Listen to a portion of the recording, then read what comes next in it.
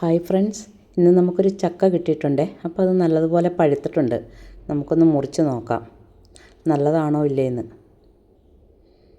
അപ്പോൾ നല്ലോണം പഴുത്തിട്ടുണ്ട്, കുഴപ്പമൊന്നുമില്ല. നല്ല പശയാണേ. നമുക്കിതൊരു പേപ്പർ വെച്ച് തുടച്ച് കളയാം. പേപ്പർ അല്ലെങ്കിൽ ഈ ചകിരി വെച്ചാണെങ്കിലൊക്കെ തുടച്ചാൽ മതിയേ, അല്ലെങ്കിൽ ഒരു തുണി കഷ്ണം വെച്ചോ നല്ലപോലെ തുടച്ചെടുക്കണം. അപ്പം എനിക്കിത് കുറച്ചേ ഞാനിപ്പോൾ എടുക്കുന്നുള്ളേ. 4 മുറിക്കാം. നല്ല മധുരമുള്ള ചക്കയാണ്. എല്ലാവരും ചക്ക വെട്ടിക്കഴിയുമ്പോഴത്തേനും ഒരെണ്ണെടുത്ത് വായിൽ വെച്ച് കഴിക്കാൻ നോക്കേ, മധുരമുണ്ടോ നല്ലതാണോ എന്ന്. പക്ഷേ എനിക്ക് പേടിയാണ്, ഷുഗർ ഉള്ളതുകൊണ്ട്.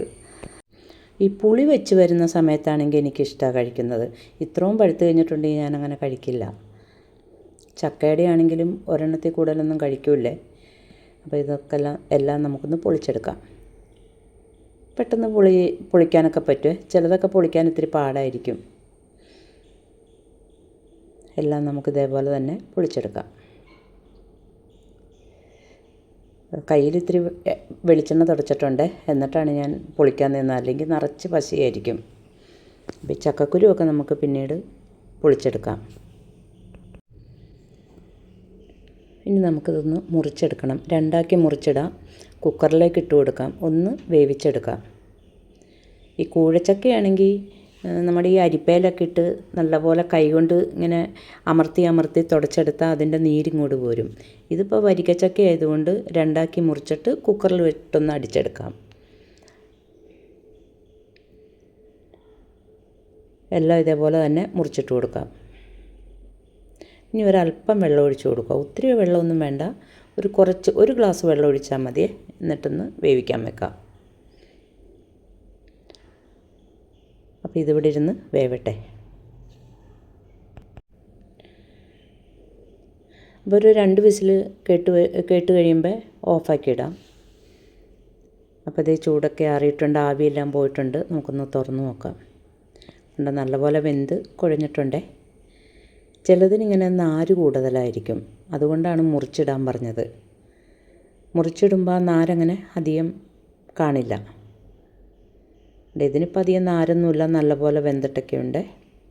ഇനി നമുക്ക് ഒരു ചട്ടി അടുപ്പത്ത് വെക്കാം. അതിലേക്ക് ഞാൻ ശർക്കര ഉരുക്കി അരിച്ച് വെച്ചിരുന്നതാണ്, അതൊരൽപ്പം ഒഴിച്ചു കൊടുക്കാം. ഓരോരുത്തരുടെ മധുരത്തിനനുസരിച്ച് ഒഴിക്കുക. ചക്കക്ക് നല്ല മധുരമൊക്കെ ഉണ്ടെങ്കിൽ ഒത്തിരി ഒന്നും ഒഴിക്കണ്ട, കുറച്ച് ഒഴിച്ചു കൊടുത്താൽ മതി. വേണമെങ്കിൽ ഈ ശർക്കരയല്ലാതെ പഞ്ചസാരയിലും ഉണ്ടാക്കാം. ശർക്കരയിൽ ഉണ്ടാക്കണമെന്നാണ് ഇത്തിരി നല്ലത്.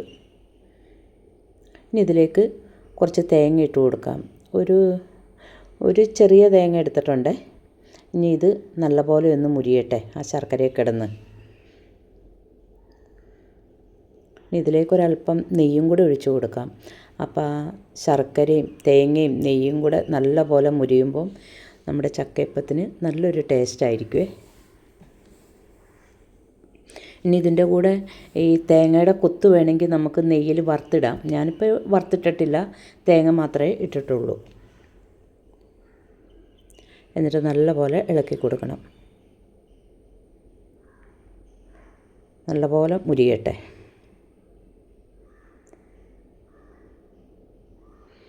ഇനി ഇതിലേക്ക് ജീരകവും ഏലക്കായും കൂടെ പൊടിച്ചതാണ്, അതും കൂടി ഇട്ട് കൊടുത്തിട്ടുണ്ട്. നല്ല മണമൊക്കെ വരുന്നുണ്ട്. അപ്പോൾ അതേ വെള്ളമൊക്കെ വറ്റി വരുന്നുണ്ട്. ഇനി നമുക്ക് ഈ വേവിച്ച് വെച്ചിരിക്കുന്ന ചക്കയും കൂടെ ഇട്ട് കൊടുക്കാം. ചക്ക അടിക്കൊന്നും പിടിച്ചിട്ടില്ല, അത് ശകലം അടിയിൽ പിടിച്ചിരിക്കണത് നമ്മൾ എടുക്കുന്നില്ല. മധുരമുള്ള സാധനമാകുമ്പം ഒന്ന് അടിക്കൊക്കെ പിടിക്കുമല്ലോ. ഇതങ്ങനെ അടിക്ക് പിടിച്ചല്ല, വെള്ളം വറ്റിപ്പോയിട്ട് ഇരിക്കുന്നതാണ്. എന്നിട്ട് നല്ല പോലെ ഇളക്കി കൊടുക്കണം. വെള്ളം ഒന്ന് വറ്റട്ടെ.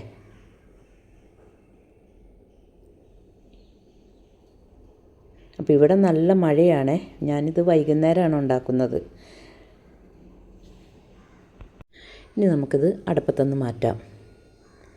ചട്ടിക്കും കനമുണ്ടേ നല്ലതുപോലെ, 2 കൈക്കും പിടിച്ചെടുക്കണം. ഞാനിപ്പോൾ 1 കൈക്ക് പിടിച്ചാണ് എടുത്തത്. ഇനി ഞാനിത് വറുത്ത അരിപ്പൊടിയാണ് ഇട്ട് കൊടുക്കുന്നത്, അപ്പത്തിന് പൊടിച്ച പൊടി. അപ്പോൾ ഇതിലേക്ക് കുറേശ്ശെ ഇട്ട് കൊടുക്കണേ. ആ വെള്ളത്തിൻ്റെ പാകം അനുസരിച്ചിട്ട് വേണം ഇട്ട് കൊടുക്കാനായിട്ട്. ഇതങ്ങോട്ട് ഒത്തിരി അങ്ങോട്ട് മുറുകി പോവരുത്. ചക്കയുടെ ഇത് മുന്നിട്ട് നിൽക്കണം. ചക്കയാണ് മുന്നിട്ട് നിൽക്കേണ്ടത്, പൊടിയല്ല. അപ്പോൾ അതനുസരിച്ചിട്ട് പൊടി കുറേശ്ശെ ഇട്ട് നോക്കിയിട്ട് ഇട്ട് കൊടുത്താൽ മതി വേണമെന്നുണ്ടെങ്കിൽ. അപ്പോൾ ഞാൻ ദേ കുറച്ച് പൊടി ഇട്ട് കൊടുത്തിട്ടുണ്ട്. ഇനി നമുക്കൊന്ന് ഇളക്കിയിട്ട് വേണമെന്നുണ്ടെങ്കിൽ ഇട്ട് കൊടുക്കാം. അല്ലെങ്കിൽ അങ്ങോട്ട് കല്ല് പോലെയായി പോകും. ആ ചക്ക മുന്നിട്ട് നിന്നാലാണ് നല്ല മയം കിട്ടുകയുള്ളൂ. നമ്മൾ ഈ നെയ്യൊക്കെ ഒഴിച്ചേക്കണ കൊണ്ട് നല്ലൊരു മയമായിരിക്കും കിട്ടുന്നത്. അപ്പോൾ പൊടി പോരാ, ഒരല്പവും കൂടി ഇട്ട് കൊടുക്കാം.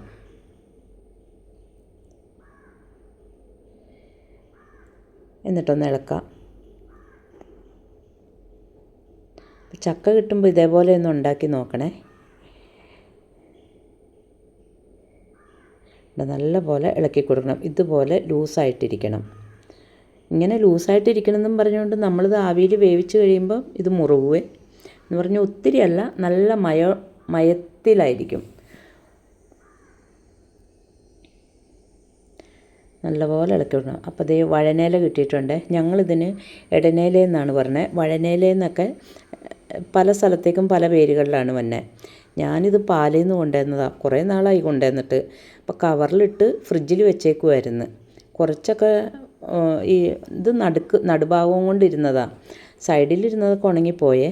അപ്പോൾ ഞാൻ നല്ലത് നോക്കി അതിൽ നിന്ന് എടുത്ത്, എന്നിട്ട് കുമ്പിൾ കുത്തി, ഞാനിപ്പോൾ ഒരു ഈർക്കിലിയാണ് കുത്തി കൊടുത്തേക്കണേ. ഈർക്കിലി അല്ലെങ്കിൽ ഇതിൽ പകുതി വെച്ചിട്ട് ആ ഇലയുടെ കടഭാഗം ഇങ്ങോട്ട് മടക്കി വെച്ചാൽ മതി. ഞങ്ങൾ പണ്ട് മുതലിങ്ങനെ ഈർക്കിലി വെച്ചാണ് കുത്തുന്നത്. അപ്പോൾ അതുകൊണ്ടാണ് ഞാൻ ഈർക്കിലി വെച്ച് കുത്തിയത്. അപ്പം ഇങ്ങനെ കുമ്പിൾ കൂട്ടി നമുക്ക് വെക്കാം.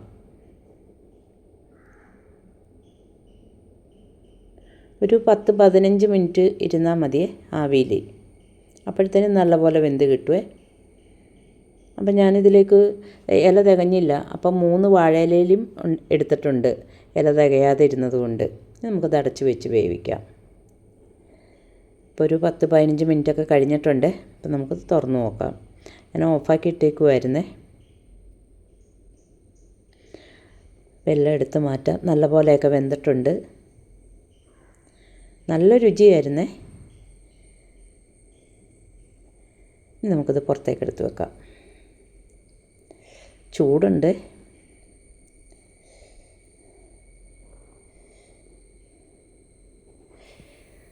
അപ്പോൾ വീഡിയോ ഇഷ്ടപ്പെട്ടെങ്കിൽ ലൈക്ക് ചെയ്യാൻ മറക്കരുത്. അപ്പോൾ താങ്ക് യു.